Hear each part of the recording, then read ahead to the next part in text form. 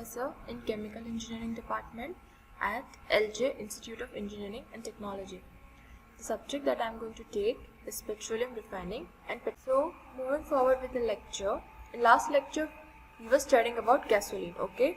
Some of its important properties and tests which we have to do, okay? The tests which are to be studied here, tests and properties which are to be studied for gasoline are ASTM distillation, octane number, Reid vapor pressure, sulfur content, gum content, okay? So we covered ASTM distillation. Now moving forward, second is octane number, okay? It's a very important property for gasoline. Okay, it is defined as percent volume of isooctane in a mixture of isooctane and N-heptane that gives same knocking characteristics as the fuel under consideration when tested in a standard engine, okay? So you are comparing your fuel, okay? You're comparing your fuel with this mixture, okay? So it is defined as percent volume of isooctane. Now what is isooctane? See, it is 2,2,4-trimethyl pentane, okay? It's a isoparaffin, okay? So what you're doing in a standard engine, okay? You are comparing your fuel with this mixture, okay? Now what is the significance of octane number? It is used to measure the knock resistance of gasoline. We will study further what is knocking, okay? Now, what is knocking? See, it is untimely burning of fuel, okay? When your fuel in your combustion engine, it burns untimely, means it is prematurely burnt, okay? So that leads to knocking, okay? Now, because of knocking, what can happen? Loss of power and cause of damage to the engine parts, okay? Now let's see how first of all your gasoline engine works, okay? You can see it's a 4-stroke engine. First of all, intake of air and fuel mixture is drawn, okay? And then it is compressed. It is compressed, you can see it is being compressed. And then the spark plug, okay? Ignition sources, and because of their combustion happens, okay? And then exhaust happens. Now because of combustion, okay? Combustion is the reason it causes to expand the piston now, and that way your piston rotates. You can see from the last cycle intake of fuel has been done, okay? Then it is further compressed. Because of spark plug, it is acting as a ignition source, and then combustion happens. See, a timely combustion is there. This is a normal working of an engine, okay? It is properly compressed, okay? Up to certain level it is compressed, and then combustion happens. And then because of combustion, exhaust gases are forcing down the piston, okay? So this is the way your engine works. Now what happens in knocking is, see, you can see the comparison between normal combustion and premature combustion, okay? In normal combustion, up to a certain level, a fixed compression ratio is there, okay? Up to that compression ratio, your gas is being compressed, and then ignition source is igniting the fuel.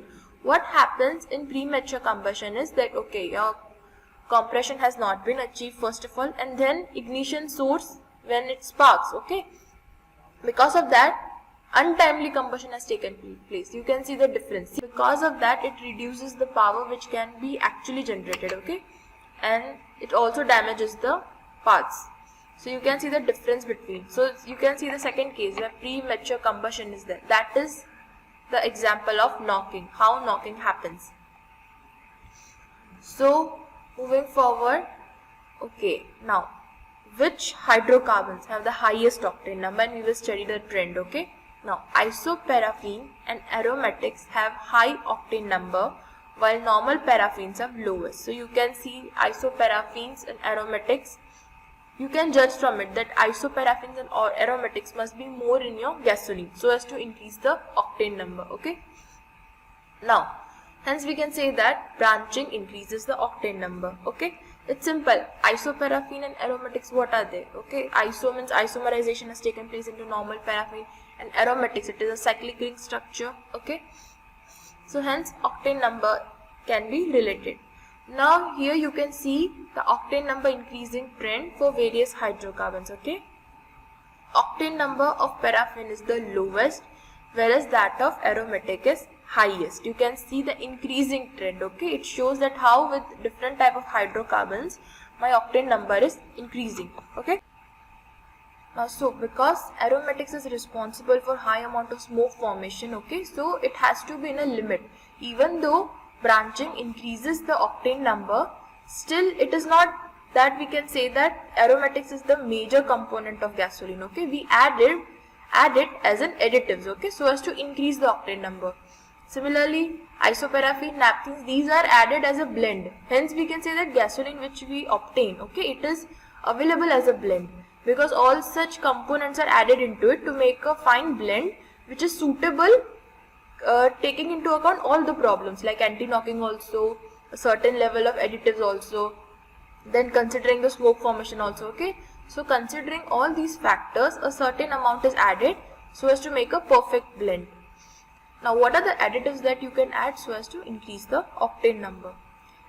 Additives like TEL, that is tetraethyl lead, and MTBE, methyl tertiary butyl ether, okay. These are the additives that are blended into gasoline so as to increase the octane number, okay. Now TEL was used in past years, okay. Now we are moving forward so as to have minimum amount of lead in our petrol, okay. You can see now unleaded petrol is also available. So now MTBE is mostly used as a additive so as to increase the octane number. The use of lead has decreased up to a very good extent because lead is responsible for big amount of pollution and it is not good for health also. Now the second property for the gasoline is gum content, okay. What does it signify? It shows the oxidation stability. Now gum formation, it is a result of a chain reaction initiated by radicals such as peroxide and are catalyzed by presence of metals, okay. The unsaturated, now what are responsible here, okay. The unsaturates, that is olefin, which have double and triple bond, okay.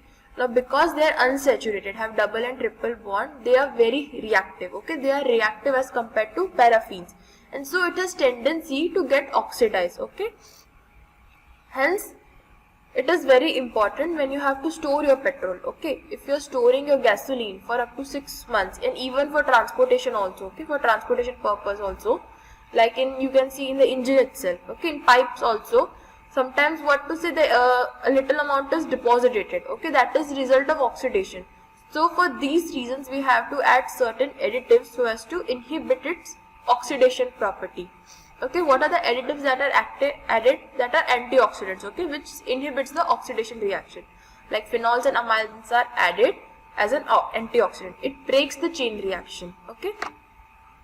You can see from the figure that how this is the gum formation, okay. The petrol deposit, the gasoline deposits which are settled in the bottom, that is now a thick form, okay, that is in a thick form. It is called as gum and it is a result of the oxidation of unsaturates. And so as to inhibit the oxidation, antioxidants are added like phenol and amines. Cresol is also one of the important antioxidants which you add. The third property or test which we have to do is Reid vapor pressure, okay.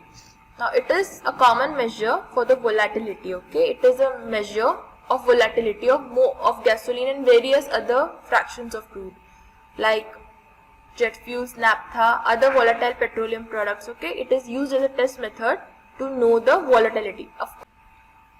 Now what is Reid vapor pressure? It is defined as the absolute vapor pressure exerted by the vapor on liquid and any dissolved gas or moisture at 37.8 degrees Celsius, okay. So what is the Reid vapor pressure? It is the pressure exerted, same as the definition of vapor pressure, okay, but here you are adding a constant that at 37.8 degrees Celsius temperature only, okay. Now why it is important? See, in winter what do you want? You want your fuel to have very high vapor pressure, okay. Its volatility must be high, and whereas in summer you don't want it, otherwise the problem of vapor locking occurs. Now what is vapor locking? In combustion engine, see, your fuel is converted into vapor, okay, air, as we saw earlier. It is a mixture of air and fuel vapor, okay. Now what happens in summer, because already the temperature is very high in summer, and if you are going to keep your blend which is very high vapor pressure, then most of your fuel will get converted into vapor, and that is, breathing loss. Most of your fuel will be wasted, because when you are again inputting your fuel into fuel tank, at that time vapor is already present and you have to displace those vapors so as to fill again. So that is loss. That is called loss of vapor, loss of fuel, and we don't want that. So read vapor pressure helps you to measure the volatility. Based on read vapor pressure, what does your refinery does? It regulates the fuel blend as per the requirement. In winter, the blend would be having very high vapor pressure, whereas in summer they will decrease the read vapor pressure. They will create a blend which has less vapor pressure. Okay. Now you can see the apparatus, liquid chamber, and then it is connected with a connection. The third number indicates the vapor chamber, and it is attached to pressure gauge. Okay, what you do, you collect your sample. The gasoline sample is collected in the liquid chamber. Okay. Now this whole arrangement is immersed in a water bath. The water bath is maintained at 37.8 degrees Celsius temperature. Okay. Now because of heating, your fuel will get converted into vapor. Okay. Now in vapor chamber, of course, your accumulation of vapor will take place and it will exert some pressure. Okay. And your pressure gauge measures that pressure. The pressure that is indicated by the pressure gauge, that is your read vapor pressure. Okay. Your whole arrangement is immersed in the water bath at 37.8 degrees Celsius. Okay. Hence that the pressure which we get, okay, that is your read vapor pressure. Talking about sulfur content now. Sulfur content is again one of the important property and test for gasoline. Okay. Now sulfur contributes for corrosiveness and pollution. We know that SOx gases, right? Sulfur dioxide and sulfur trioxide. These gases, when react with water vapor, acid rain is formed. Okay. Acid rain is one of the big pollutant, and it is also harmful for vegetation also. See, we need to keep our sulfur minimum, up to minimum level.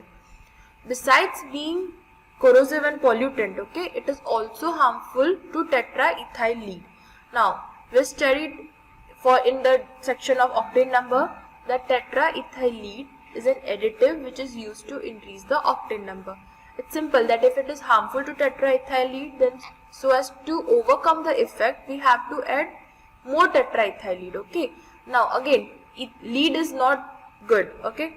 Lead can also increase the pollution. So if we are going to add more lead, then ultimately your overall balance would be zero. Okay. You are ultimately increasing a pollutant. Hence we have to keep minimum the sulfur content. Then and only then we can maintain a level of lead in the gasoline. Now, sulfur content is estimated by the bomb method. So, these were some of the important tests and properties of gasoline. That was for today. We will continue the next lecture talking about other additives which you have to add into the gasoline. Okay? Thank you.